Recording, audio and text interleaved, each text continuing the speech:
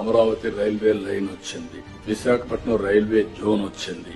Visakhapatnam steel plant కి 11,440 కోట్ల రూపాయలు రెవెన్యూ ప్యాకేజ్ ఇచ్చి దీన్ని కూడా సెట్ చేసే పరిస్థితికి వచ్చాం. ఆంధ్రుల సెంటిమెంట్ ఇది. అలాంటి దాన్ని కూడా క్లియర్ చేశాం.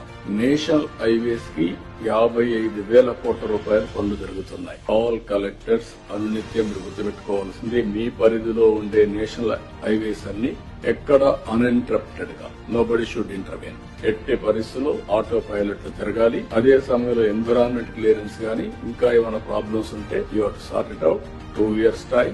2 years లో ఈ ప్రాజెక్ట్స్ అన్ని పూర్తి కావాలి. అదే మరి రైల్వే ప్రాజెక్ట్స్ 75,000 కోట్ల రూపాయలు జరగబోతున్నాయి. ఇప్పుడు పిలిచినట్టన్నీ కూడా ఈ రైల్వే స్టేషన్స్ మోడర్నైజేషన్ ఇవన్నీ మీరు గుర్తుపెట్టుకోవాల్సింది. మాకు సంబంధం లేదు, ఈ సెంట్రల్ గవర్నమెంట్ అనే యాటిట్యూడ్ ఉంటే, ప్రోగ్రెస్ ఉంటే మనకే ఉపయోగపడుతుంది. కాబట్టి మీరు అవన్నీ కూడా ప్రతి ఒక్క ప్రాజెక్ట్ మీరు పూర్తి చేసే బాధ్యత మీ మీద